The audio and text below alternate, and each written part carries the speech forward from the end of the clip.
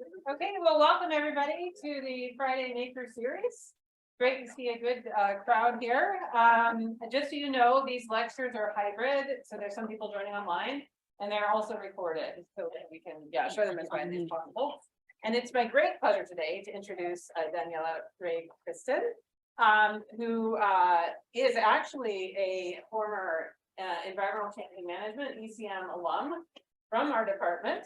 Back in, you're saying 2008 or 2008? Yeah. So it's wonderful to have her back. And since that time, she's been very busy.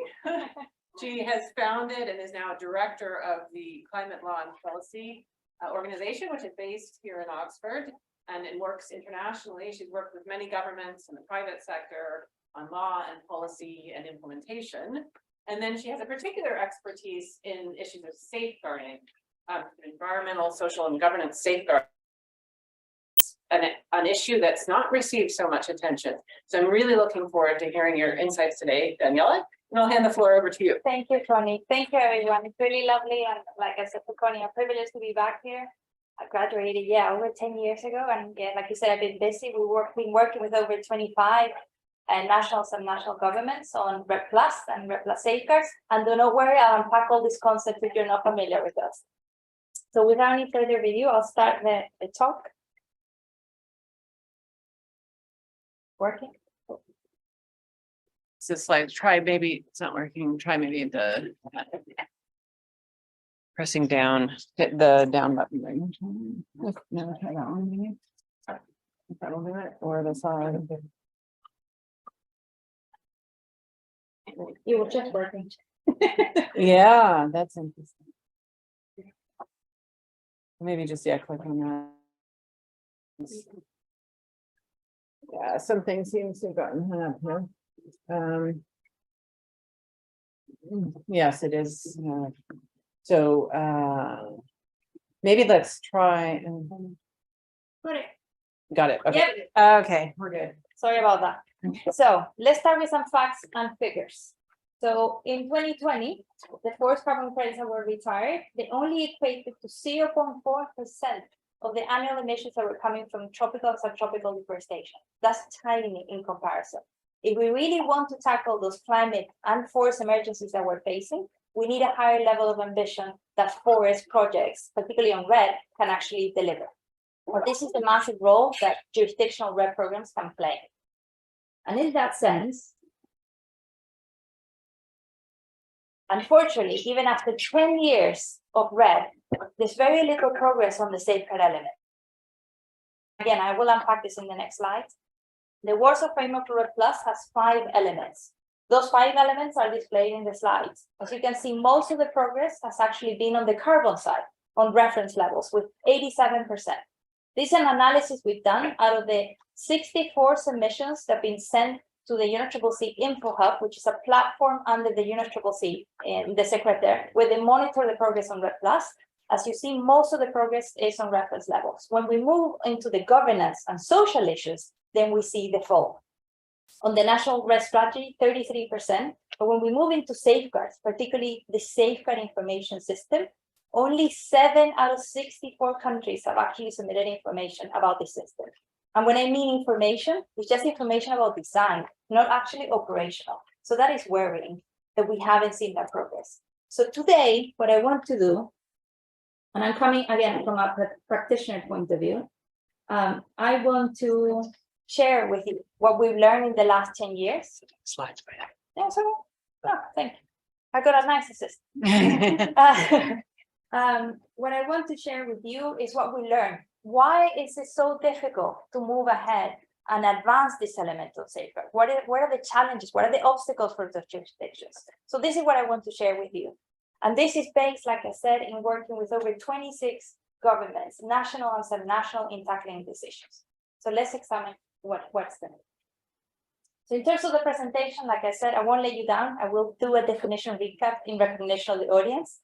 After that, we'll look at the landscape of the REDD finance at jurisdictional REDD scale, which is different from project scale, and we'll look at the specific safeguard requirements that they are setting out.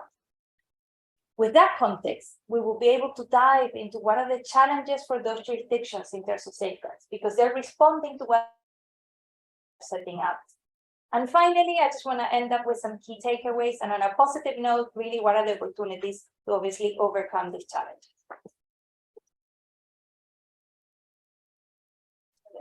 So in terms of the UNFCCC REDD Plus, UNFCCC Warsaw Framework for REDD Plus, if you're not familiar with this, the Warsaw Framework for REDD Plus is the consolidated set of decisions under the UNFCCC that sets out all for REDD Plus, including on safeguards. That UNFCCC Warsaw Framework for REDD Plus was adopted in 2013. And in terms of safeguards, it sets out 3 minimum safeguard requirements. And please remember what I'm saying here about minimum. The only is international language. They're setting out 3 minimum things that need to be later unpacked by the REDD finance providers. So exactly how do we implement those requirements? But most importantly, how you verify that you met those requirements. So I'll just walk you through the 3 requirements. First one, the UNFCCC says that REDD activities need to be conformant with the UNFCCC REDD safeguards, those 7 safeguards that they adopted. No other safeguards, those safeguards. Those safeguards are 7 safeguards, and they range a broad set of issues, starting with asking that any REDD action needs to be consistent with international conventions and agreements, and also with the objectives of national forest programs. The second one is more on the governance side. They're asking that it has to be transparent and effective national forest governance structures in the implementation of those REDD actions. The third safeguard is about Indigenous peoples. They're asking that you respect both the knowledge and the rights of Indigenous peoples and local communities. Safeguard D is about the full and effective participation of all relevant stakeholders, in particular Indigenous peoples and local communities. Safeguard E is more about biodiversity. They're asking that any REDD action needs to protect and enhance natural forests and biological diversity. They even say that any REDD action cannot lead to the conversion of natural forests, and even more, that we need to promote and enhance social and environmental benefits. And the last 2 safeguards, which are F and G, and I just combined it for matters of the slide, are more about the carbon accounting side. So they're asking that REDD actions address risk of reversals and displacement of emissions. So there's 7 safeguards. The language is very broad. As you can see, many issues are being encompassed there.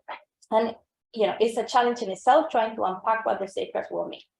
So to clarify, what are safeguards generally? Safeguards from the traditional point of view are about doing no harm and mitigating any harm if it happens.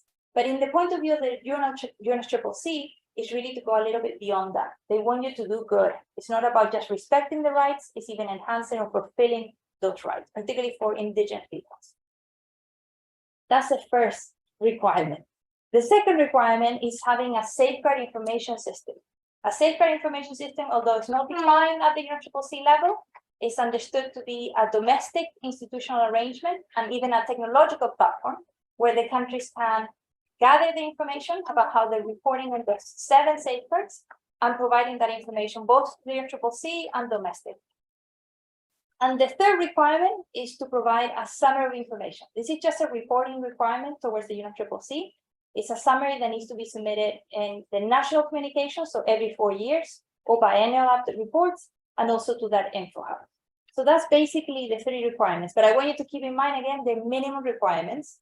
And here is where the devil's in the details and where we see then the challenges from the finance provider side.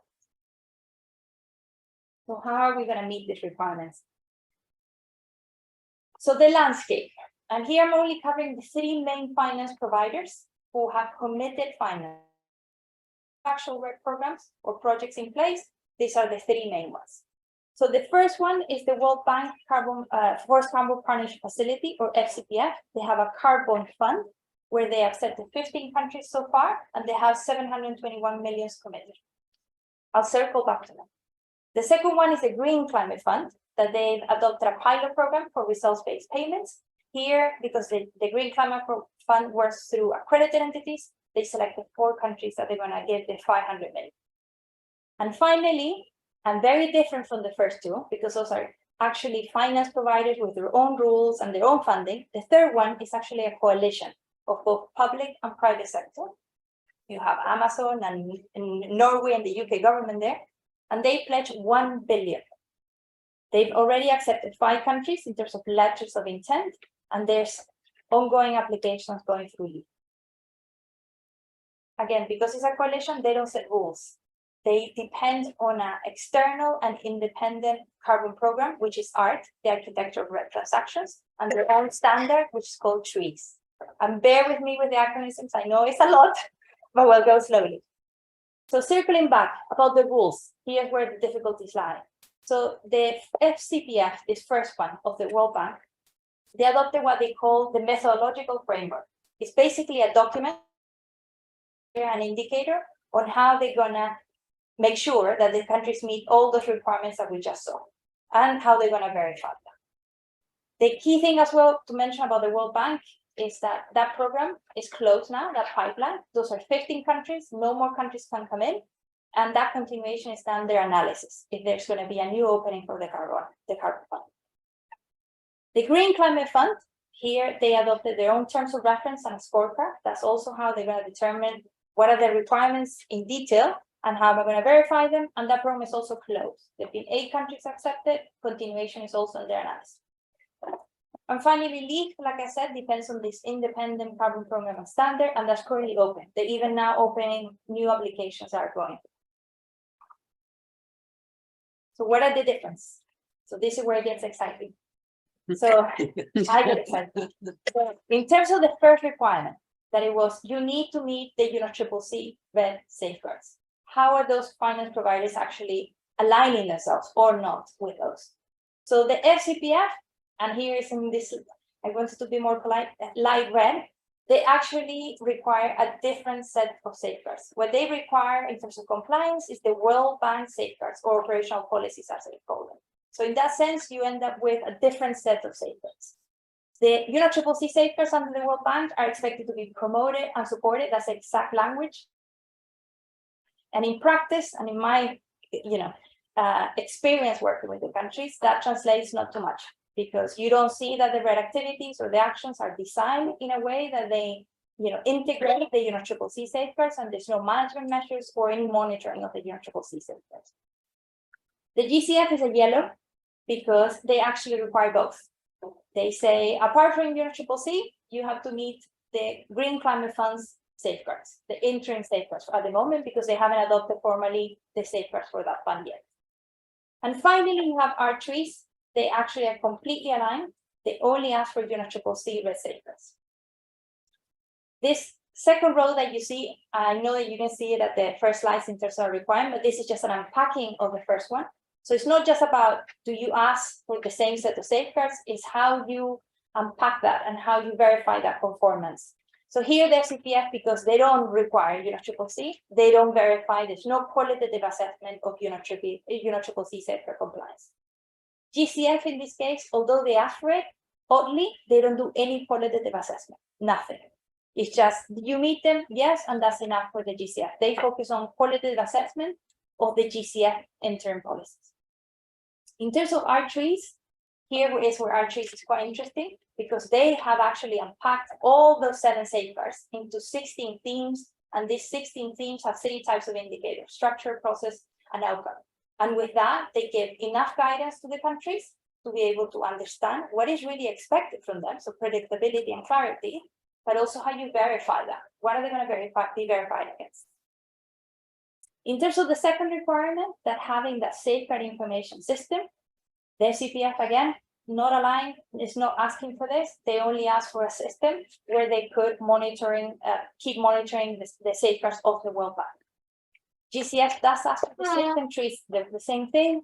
And in terms of the submission of information, FCPF doesn't ask for this. They only ask for monitoring reports on safeguards related to the World Bank, and GCF does ask for this. So this is where you see those reds and greens, and this, as you can probably already assume, presents challenges for the jurisdiction. So let's examine those in more detail. Thank you. So the 2 main challenges, there's some seats here. There are 2 main challenges for the jurisdictions. The first, and as you can imagine for that red-green table, is navigating the multiple and sometimes overlapping requirements. And we'll look at this into the next slides.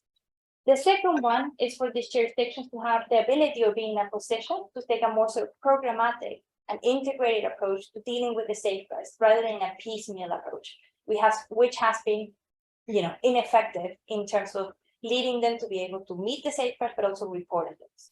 And we'll also examine that challenge in more detail.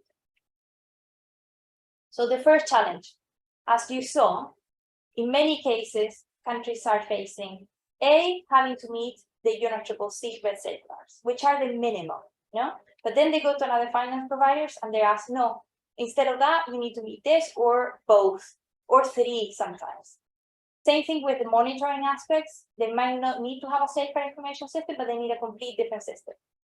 And in terms of reporting, the same thing. And I'm going to illustrate this for you visually with the countries who are participating in the different finance providers. So these are all the countries who are engaged in the different finance providers. And this is where you see the intersections. So I want you to understand from practical point of view, we have countries like Nepal, Ghana, Vietnam, Costa Rica, who are participating both in FCPF and R3s, UNFCCC safeguards, World Bank safeguards, having to deal with not having that safeguard information system, but now having to do gap filling later on. Same thing with the summaries. So it's a struggle for the jurisdictions really to be able to navigate this. I mean, it's a lot of technical, a lot of resources that need to go into this. So at the end of the day, what we're seeing from the jurisdictions is that we are almost undermining their ability to be able to meet the minimum requirements, and increased transactional costs are completely unnecessary. So this is a critical challenge for the jurisdictions nowadays. The second challenge is this programmatic approach that I'm alluding to. So as you saw, there are 3 safeguard requirements, but to meet those, you need building blocks. And those building blocks are issues that intersect and allow you to implement the safeguards. To start with, you have, how do I implement the safeguards at a government level, at that scale, even a country like Brazil or Mexico? So the first thing is about implementing the safeguards through laws, policies, and regulations. And we looked into that. We'll do a deep dive on that one. The second building block is benefit sharing. The third one is GRM, so grievance redress mechanisms. Then we have, and very important throughout everything, is the meaningful consultation and engagement of indigenous peoples and local communities. That means a lot of steps need to be taken to set up adequate platforms, but also to engage them throughout.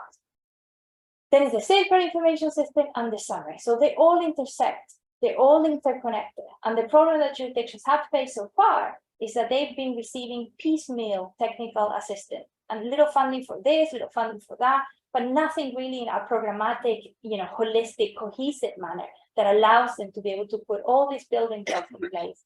And ultimately, like we said, actually being able to implement those safeguards and report adequately on them.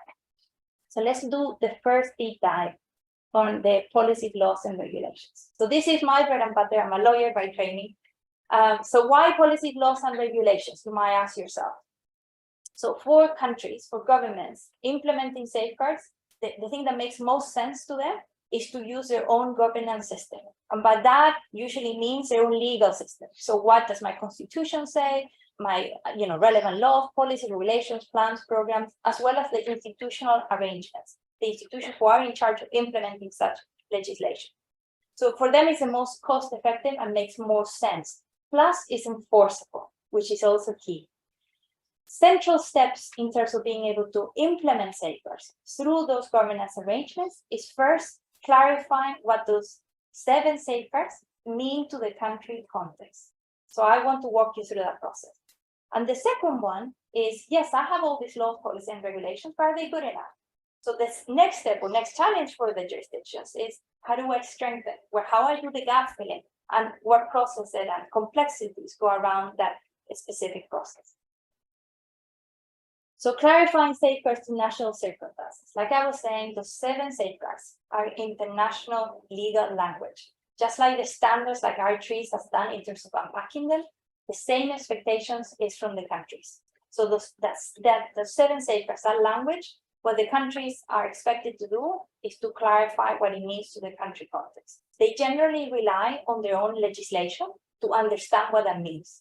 And here, this is just a slide to give you a flavor of that, because it can be that indigenous peoples is recognized by many countries, but in other countries, that term is not used, and they actually are protecting another vulnerable group. So unpacking, clarifying the safeguards is really determining the scope. What am I committing to? And that's really critical for the jurisdictions. No, I can't sign on to protecting indigenous peoples in a country where there's no indigenous people, for example.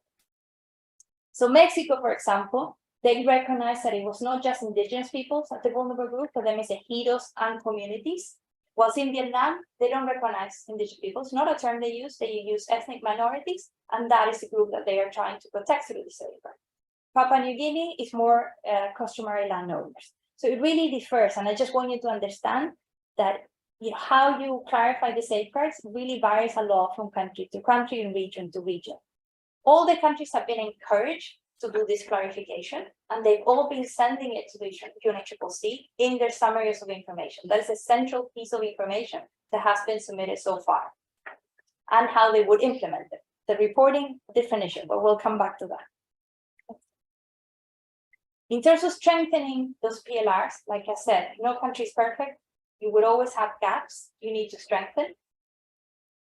Jurisdiction so far is, how do I go about this process? So what is politically and timely feasible? It can take 5 years or more to actually get a legal reform. So for a lot of countries, they need to understand and unpack, do I have enough political capital to move this through? You have to be mindful that a lot of the agencies who are leading REDD+ are climate change or environmental ministries. So they don't have powers to amend the law on indigenous peoples or other areas. So it's difficult for them to push. They perhaps need to take more of an opportunistic approach. Sometimes when their legal amendments are planned, they try to fit them in. So it takes time, energy, and a lot of political capital for these ministries to be able to move this forward. The second question that they ask is, instead of a legal reform, can I just adopt what they call secondary legislation? So can I adopt a guidance, a manual, a code of conduct that I can use? The problem for them in that sense is that would apply only to that ministry. And in the case of REDD, there's other government agencies that need to intersect and interact with them. So they need to make sure that the other ones have something equally good. So that is also a complex process. And finally, yes, you can have very good laws in paper, but it's the practice really that matters. So it's about strengthening the mandates and the capacities and the budgets of those institutions, ministries who are going to be in charge of implementing that. In many cases, like if it's a climate or environmental ministry, they won't have experts on grievance redress mechanism or in benefit sharing, and they need to bring them in. So it is hard, and like I said, resources are scarce for the jurisdictions, and sometimes it's a team of 1 or 2 people. So it is hard for them to be able to navigate in terms of strengthening and putting all the system in place to adequately then implement the safeguards. The second deep dive that I want to take about these building blocks that need to be there is about the safeguard information system. So that is the other interesting challenge that the jurisdictions are facing.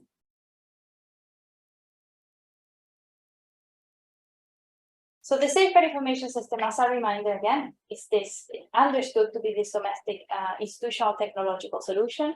There's no guidance from the UNFCCC what the system is supposed to be. There's no guidance also from the finance providers. They just want a safeguard information system. So for the countries, they have to be unpacking throughout the years. What does this mean? What do I need to do? And the best practices so far they have been incorporating is those 4 main elements. The first one is objectives. Who am I reporting to? Is it just the UNFCCC? Am I reporting to my national constituencies? Am I reporting to the funders and donors? Those are all conversations that they need to have, because that will have an impact on how to design the system. Because of frequency, do I need to do every year or every 6 months? How am I going to disseminate the information? Is it just online, or do I need to tailor it to indigenous peoples and I need cultural mediators? So there's a lot of unraveling that they have to go through. Then we have the sources. Where will I get this information from? Will I rely on existing information systems? That's what most countries thought they could do. But then they realized that information is aggregated, it's very general, it's very broad. For example, reports on human rights or indigenous people's rights. So it's not tailored to the REDD action per se. And what we want to know is how you respected that specific right of indigenous peoples in relation to that REDD action, in the scope of that REDD action. So that's been hard for them. And they've realized that a lot of the information they have to gather almost manually. They have to go and record and collect that information. So it's more of a burden. The third one is indicators, and this is very tricky for them. So indicators is the types of information that they will be providing. In types of information, they've learned that they have to do 2 things. Types of information about their capacity. So am I capable? Do I have the system? Do I have my policy, law, regulations in place? And the tricky one is outcomes, the actual impact. People were consulted, how many species were protected. This is where they haven't gotten to that so far. And it's an expectation of the finance providers that they need to provide that information. This is where a lot of jurisdictions are actually stuck at the moment. And finally, we have functions and institutional arrangements. This is what we do and who does it. So who is going to be collecting the information, who's going to be, part of analyzing the information and disseminating. Here is the complexities are how much involvement you get from indigenous peoples, local communities, and any relevant stakeholders in that entire process, how many ministries or agencies need to be involved. So it's very complex sort of, multi-sectorial sort of platforms are being set up, and also how you also collect information from projects subnationally and nationally. So there's so many layers and intersections that they need to set up in terms of that platform and the functions and the institutional arrangement. So this slide is just to give you of taking that programmatic approach, but also how it pays up. So Mexico, it was one of the pioneering countries in terms of REDD+. They developed what they call themselves a national safeguard system and a safeguard information system. And you see from this slide, the process that they took and all how these building blocks intersect. The national REDD strategy started in 2010, and immediately after they started identifying that policies, laws, and regulations that we're going to use to implement the safeguards. This was a very lengthy process that you can see from the tab, basically because they did a lot of legal reforms. They took advantage of this process and adopted new laws in indigenous peoples, for example, but that took years. They took this also down to the states and piloted with 5 states. That PLR analysis was used to do that clarification of the safeguards, as I mentioned. And that in itself led to defining indicators. So now that we determine what we're committing, what are we going to report to? That also intersected with the setting up of the grievance redress mechanism. And all of this fed into what they call their safeguard information system and the national safeguard system. So the national safeguard system for them is all the pillars to ensure implementation. And then the information is about information and reporting. So basically, this took them about 7 years, as you can see. And they had a lot of financial and technical resources coming up from different entities. Most of the countries are not as lucky as Mexico. So this is just to illustrate that chapter. So key takeaways from today and the opportunities. As you saw, safeguards is the least progressed element under the Warsaw Framework. The challenges are huge for the jurisdiction to be able to meet that. And they see it as a central requirement, but I think generally now there's an understanding that safeguards are not an afterthought. They are a requirement as important as reference. And we really need to tackle it. Not just because of doing no harm, because of the potential that it has for doing good. The main obstacles that they're facing is this multiple overlapping, sometimes inconsistent set of requirements, and the fact that they're not in a position, like I said, in many cases due to financial and technical constraints, to take a more sort of programmatic approach, like the example that I gave you from Mexico, that enable them to really tackle these issues. The opportunities to overcome this is that we see that there's a huge, very strong political will and interest from the jurisdiction to tackle these issues. Like I said, safeguards stop being this afterthought, and they're seen as, yes, we need to do this and we want to do this. Financial and technical assistance sort of dried out, but we're seeing there's a new renewed interest from the donors to really support the jurisdictions dealing with these issues. They realize how much this element has been left behind. And the third sort of opportunity is that this application of that methodological, methodological guidance of the Warsaw Framework for REDD+, I think there's now a common understanding of how critical it is for the effectiveness and the coordination of REDD+ finance. And their key opportunities, like I said, the FCPF, the carbon fund is under review, is under analysis. There's a potential that we can review that methodological framework and make sure that it's more aligned with the Warsaw Framework. The GCF pilot program is under analysis, and it should be, a decision about renewal should be next year. And there's also a possibility then to ensure more alignment with the Warsaw Framework. That's it. Thank you very much. Thank you. All right. And thanks for an excellent whirlwind tour and update of what's going on the safeguards front. And now there should be lots of time for questions. So maybe we'll stop this screen share. Questions from the audience here, and then I'll be trying to monitor the chat and we'll take a few there and go back and forth and see where that goes. Great. So maybe do you want to call on people and then maybe repeat the question so they can, yeah, excellent. Okay. So, I'm not sure if they're questions, but I have two extremely half-baked thoughts that come from this that I'd be interested to get, your sort of take on. I suppose one is, does this sort of lead towards sort of implying that actually right now, or without a lot more sort of thought at the funder level, that jurisdictional is just very hard, and that actually well-funded project-based approaches would be a better way forward, certainly in this interim, while I think some of the work goes on in the background. And another extremely half-baked thought is to whether there's the ability at funder level to actually, particularly I was thinking more that that's the top end of the policy, legal, regulatory, as it flows down. So almost to create almost like a sort of a set of turnkey solutions that can be adapted with more speed. Do you see what I mean? Instead of sort of dropping these requirements and then go, oh, you can figure it out. Yeah. And walking away is actually doing some of that pre-thinking and offering solutions. Yeah. So again, I recognise this is, as I say, very half-baked. No, that's good. Thank you. Any other questions? Yes, please. Yeah, question and a comment. The first question is, because the picture that you're showing is really familiar from all kinds of fields of kind of international initiatives, international development, where massively overloads the global south countries with reporting requirements and paperwork. This is like a kind of recurring problem. And so I get the fact that there's a lot of paperwork replication, process replication of it.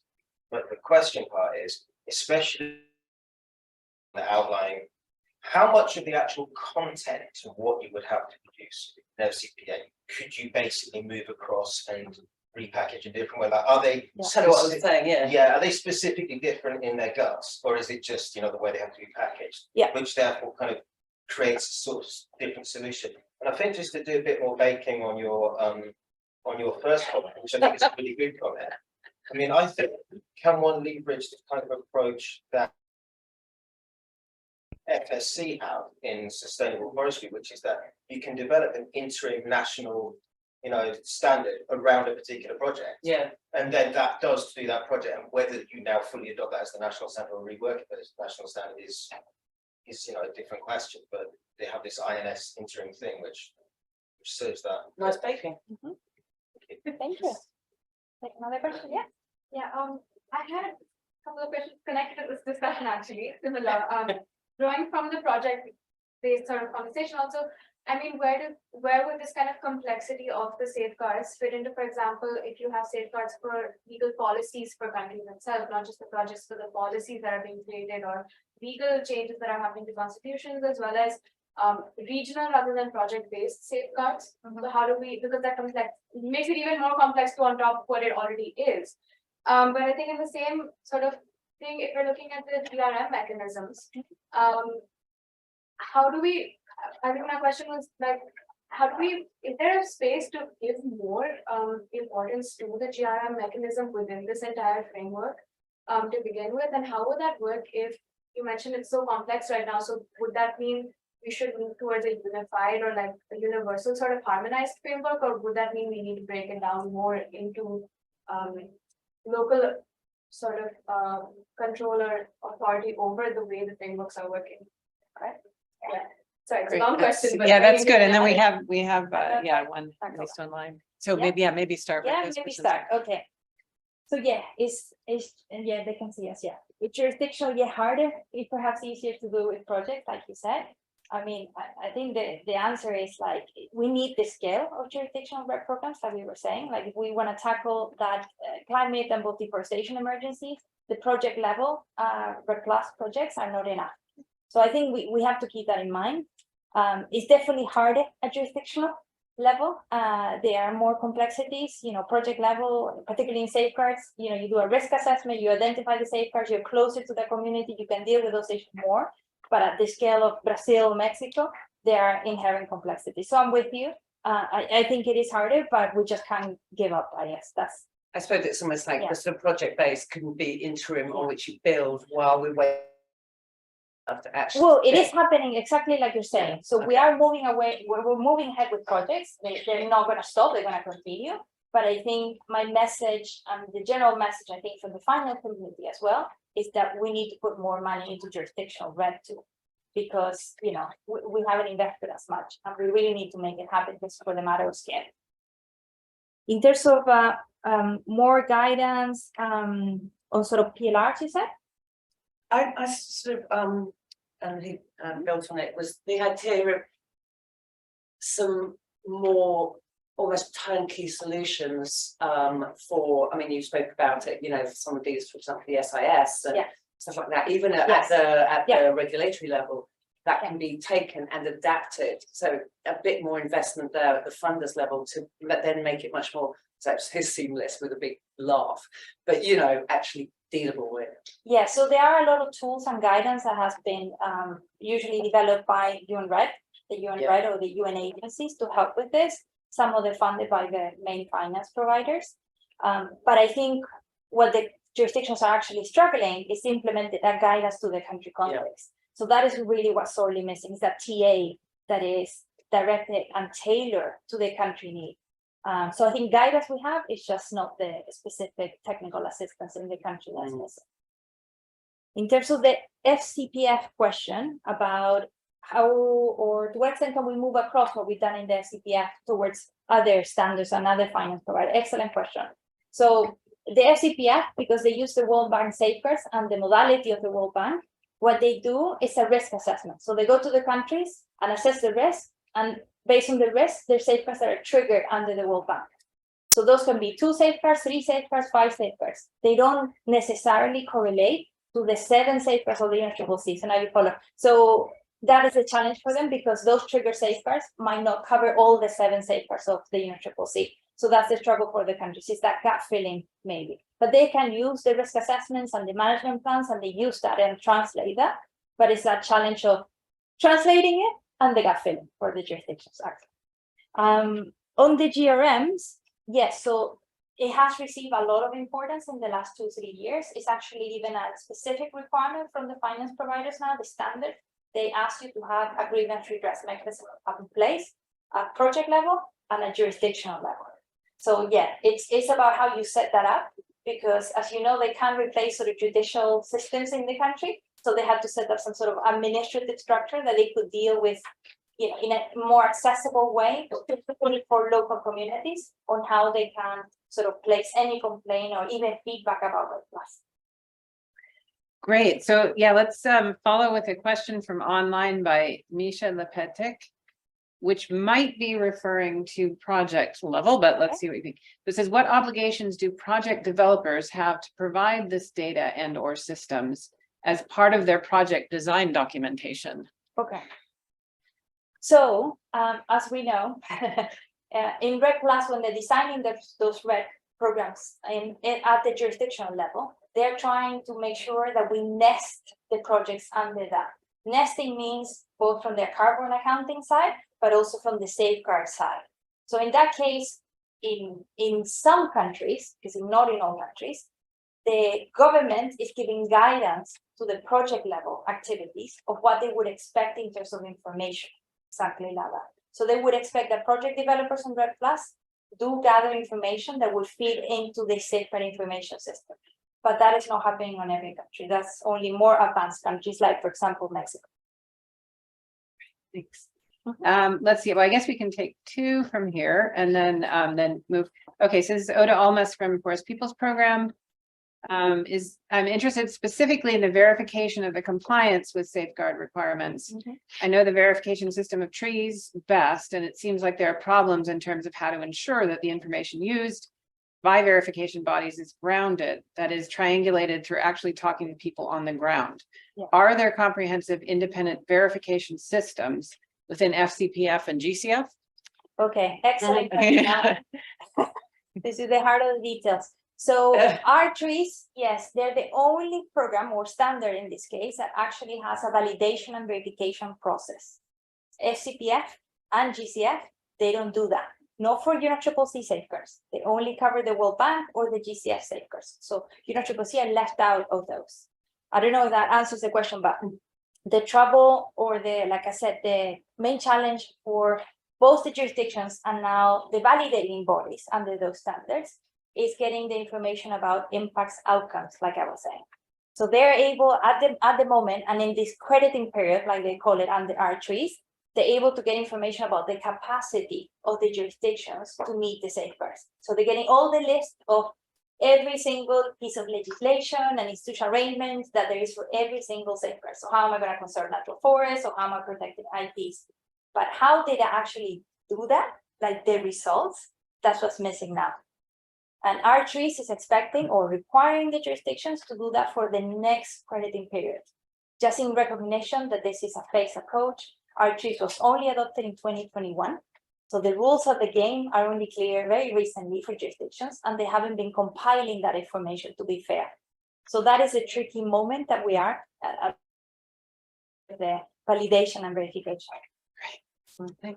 So I think we can take some more, maybe 2 or 3 more from the audience.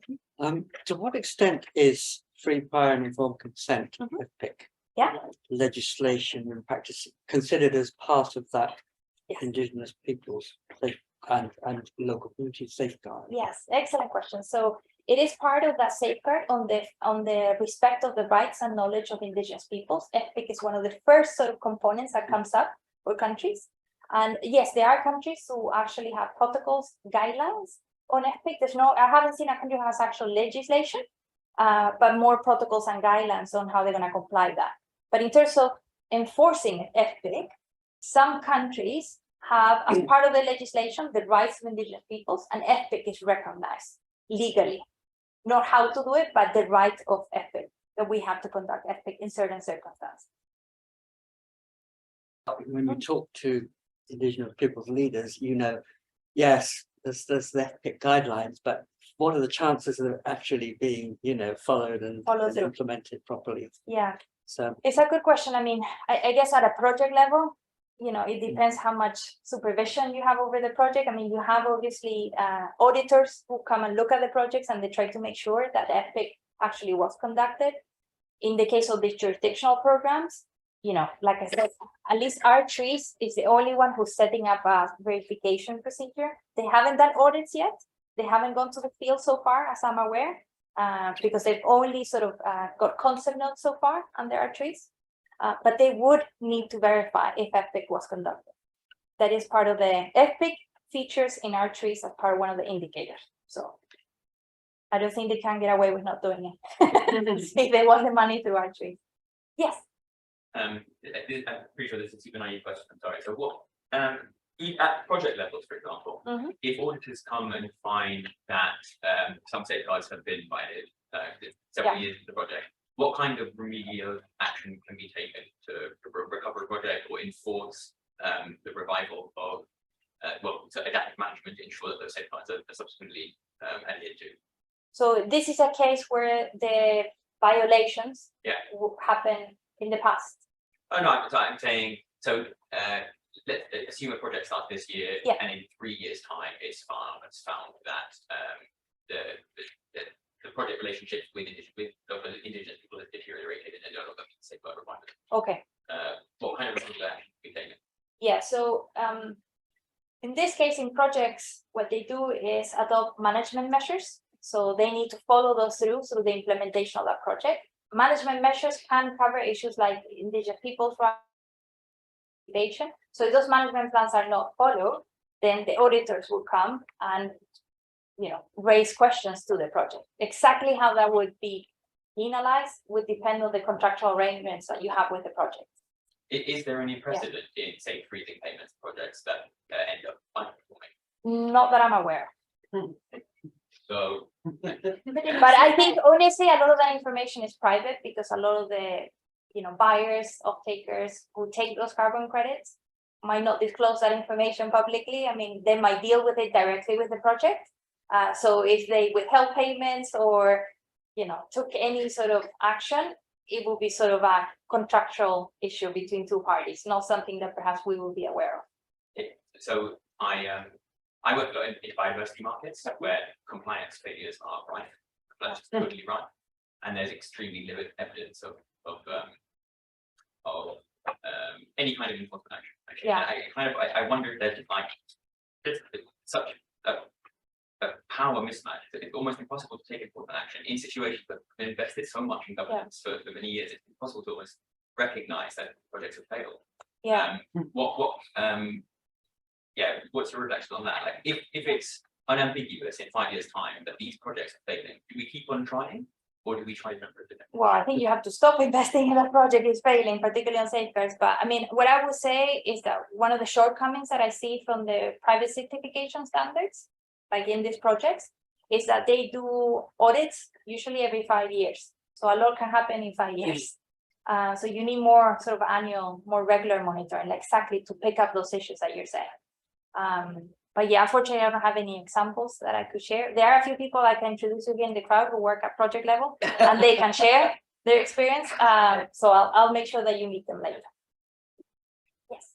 Wait, maybe the one in the back? Yeah, one more, then one online, Okay. and then we'll go back to the room. Yeah. Maybe following up on that, how does that sort of match the conversation match with results-based payments? Yeah. Like, how is that, is that something that results-based payments are still being made even when the results are not there? Yes, I like your question. Also at jurisdictional level or just at project level?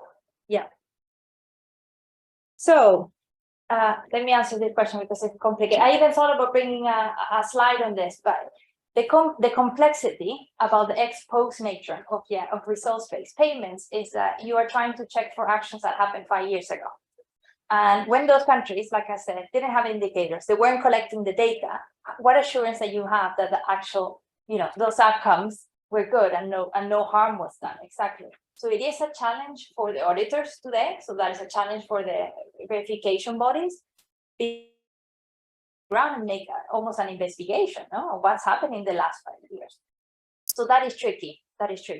I think that happens both at project and jurisdictional level, but jurisdictional level probably is a higher challenge, a bigger challenge because of the scale of trying to find all that information. Yes. Oh, sorry, here, one first? here, Yeah, and then we'll go forward. So I'll try to summarize it. A great presentation about the potential implications of carbon prospectors that are hastily developing contracts. They seem to be precluding pathways to the development of jurisdictional REDD+ and may have implications for safeguards. How can we address this trend? Secondly, has Daniela been able to look at VCS jurisdictional nested REDD+ as part of your analysis? Yeah. Yes. So I don't know if I got the first part of the question about carbon prospectors. Just concerned that they're undermining the system, I think, essentially. And if it says, how is it best to address that trend of, is it? I think I would fail in answering that bit because I don't see that they're undermining the jurisdictional. You don't so see far. them doing that? No, okay. No, I think like we said, there's a place for both projects and jurisdictional. But at carbon, I think when they said carbon prospectors, they meant more the cowboy, that sort of, Of course, obviously puts a risk of reputation of REDD. Yeah. So, we want to make sure that things are done right. Like I said, size matters, but we need to do this right. And obviously, with some projects, there's a lot of risk. I mean, there's a lot of countries that have put sort of moratoriums on some sort of, projects going ahead. Like PNG, they put a stop on any project at the moment until they decided how they want to proceed at jurisdictional level and set all the rules of what every project had to comply beyond says. So that's a way sort of protecting them, I guess. On the other one, on VCS, JNR, yes, we have analyzed and compared it. There are several gaps. If they're interested, we did a submission to the Integrity Council for the voluntary carbon market, who's supposed to regulate all the carbon programs, and we mapped out all those gaps so that they could hopefully address them and give more sort of rules to the carbon programs that are working. Would that be mapping the gaps between the JNR and whose system, the art trees? Yeah, so the carbon programs that are out there at the moment is art trees, VCS JNR, REDD+, which doesn't have any rules. And some people compare the SCPF. do that as well, but I don't consider a standard. So it's only those three at the moment. Yeah. Okay, that's good. Back, Yeah. I had two sort of follow-up questions. The first one is based on the violations. So in terms of addressing violations, there's many countries, for example, at least in India, there's a shift from a criminal sort of violations punishment or penalty towards a more financial base. So they're moving away from jail terms and moving towards paying off the violations with certain amounts of money. And I just wanted to ask, like, in your opinion, what sort of seems to be working and what might be a better step for countries to be taking in terms of violations.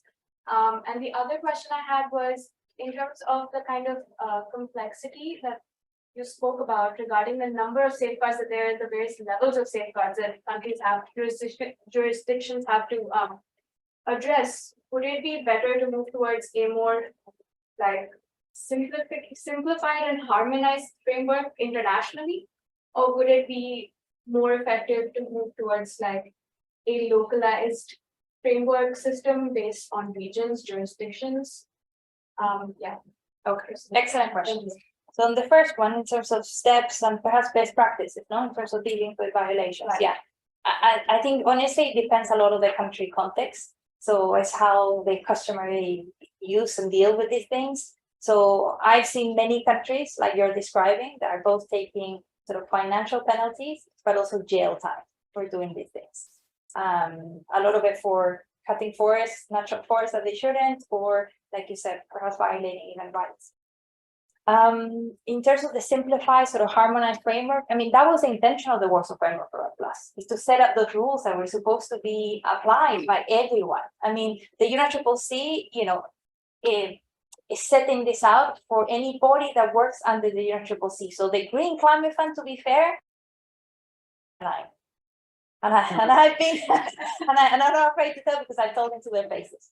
But you know, the UNFCCC cannot go beyond that. I mean, they can only encourage, and that is the language that they actually use, the SCPF, for example, or any other finance provider. So it's their decision if they can be 100% aligned or not.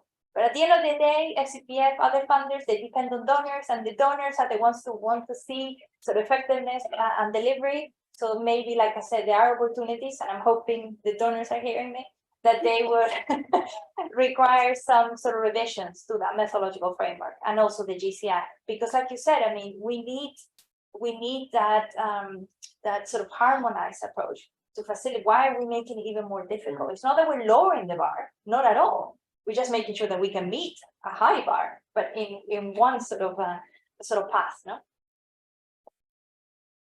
Yes. You described that it's a long process for a country to put all the systems in place, and you gave the example of Mexico that took 7 years and then managed to successfully put the systems in place. So I wonder whether you've encountered cases of countries where those that process maybe regressed as well, was vulnerable to political vagaries, like changes of government, or I don't know. I'm very glad that you asked that question. Yeah, there are a few examples. So even Mexico, so they reached that point, they set up everything, and then there was a change of government, and everyone that was in the CONAFOR, the Commission on Natural Forestry, was in charge of this, left. So now the system is designed. They even have databases, everything. No one is working on that. It's been dropped. So yes, like you said, I mean, that is the thing, you know, it's political changes can change everything for the country, sadly. And I don't have an answer how you would fix that. I mean, at the end of the day, what I do like about the approach of the jurisdictions is about using those policies, laws, and regulation, because those changes that they did to the laws and adopted new laws on indigenous people, those are there. They can't change that. But yeah, in terms of institutional arrangements, who's responsible, budget, that all changes day to day, unfortunately. I think yes. When you generate the carbon credit, you always go against a baseline. Yeah. And the additionality and leakage and all of these things are important. But the same should actually or could also apply to the safeguards. Because safeguards, as I understood, currently is just a comparison to status quo. rather against a baseline. Because if the baseline changes because the government comes in, harms indigenous people, then you actually put in additional measures, but you're the status quo, of course, and so you actually did a lot of good, but you're penalized because you're below the bar. Interesting. Difficult question, I guess.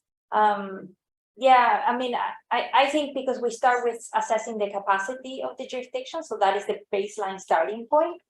Anything that we see in terms of improvements, like I said, a new law on indigenous peoples or a new law to protect natural forests, then they see it as an improvement, no? And that is against what they're measuring, like you said, that performance. But in terms of like we said, more accurate indicators, like quantitative indicators that countries are starting to try to set down and commit to based on their capacities, budgets, and everything, and political will, like we said, then I think then we can see more tangibly actual progress, and we can better sort of measure it, but we are not there yet. But just to if you would generate positive social and, let's say, biodiversity outcomes, you could actually sell these additional outcomes as ecosystem services or whatever. As a plus, As a yes. plus. Yes, yes. I'm glad you say. So in a way, it would be good to develop this rather than sticking to this more static approach. Yeah, no, you're right. At the project level, some of the projects get additional pricing or better pricing when they have those additional impacts or benefits. So those are more sort of taken account at a project level. At the jurisdictional level, not yet, at least. I was thinking about a sort of a world with limited resources and problems and political instability. How do you make a system more robust? So I wanted to ask about your experience when you've been working on carbon. Have you seen what have you seen with other institutions working on the other ecosystem services from nature? So there's this whole drive of natural capital accounting and looking at natural capital more holistically. Is the carbon community learning from what's being applied to safeguards in water or safeguards in biodiversity or safeguards in soil erosion? Are we coming together in ways that we save money by looking at things more holistically and not just focusing on carbon? Yeah, it's a good question. I guess a lot of the best practices have been drawn from other experiences, like you said. A lot of it come actually from the development sector. So social safeguards, they're trying to look at those sort of investments and what you can take out from that. But from other nature-based solutions, maybe. Yeah, I mean, they draw examples, but at the end of the day, like I said, the minimum requirements are coming out from the UNFCCC. So those 7 safeguards, like we said, perhaps how you interpret, unpack them, implement them, validate and verify them, they're trying to get examples from other sectors. But I couldn't tell you if they've done any analysis or a mapping, or I haven't seen any country who has been using other sort of system under other schemes to try to sort of meet the safeguards. The only thing is that on biodiversity, a lot of the countries are using the work under the Biodiversity Convention, the HETARIES, and using that to sort of unpack how they will meet their biodiversity safeguards under REDD. And they try, like you said, to make it more sort of integrated, cohesive, harmonized in that way, and use whatever they do for dual reporting. But beyond that, I don't have any other examples. I mean, human rights, indigenous peoples, sort of, but I think it's so particular, the challenges around REDD Plus for those groups, that it's almost a bit difficult, I guess, to extract lessons from other areas.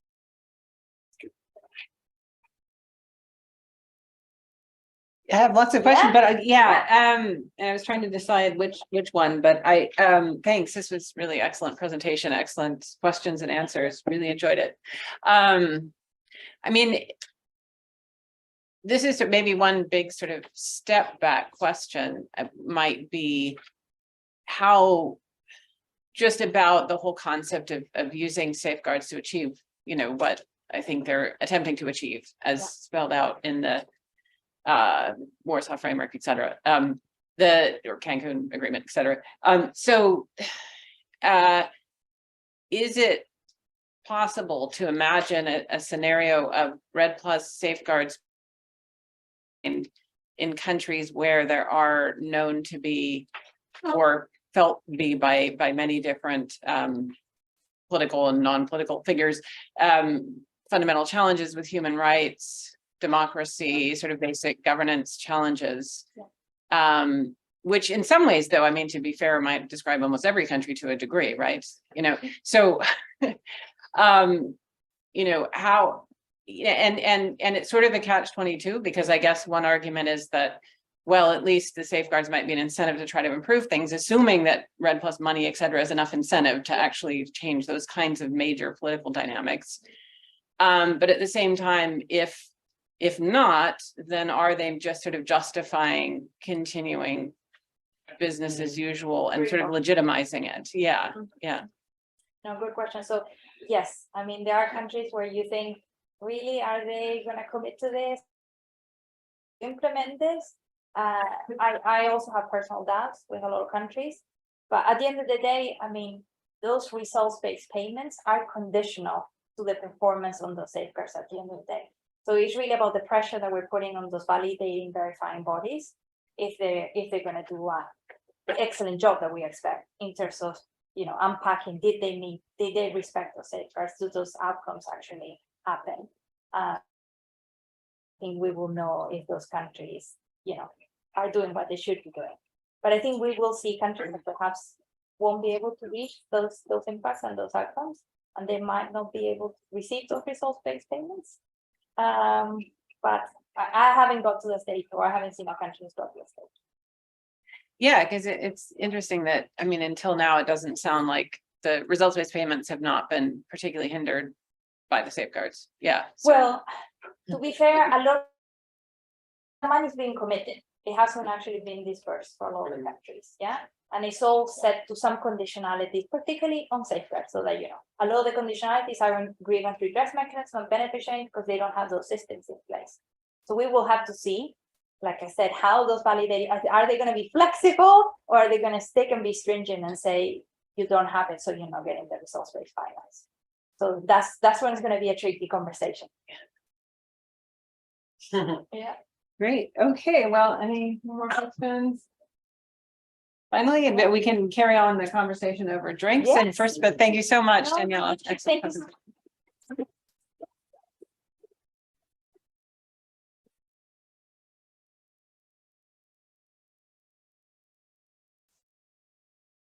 We got a little message about the recording. Oh, well, that's what was during the question and answer, I think, because I think that's what's key. Oh, that's probably because it ran out. So I didn't see anything about recording.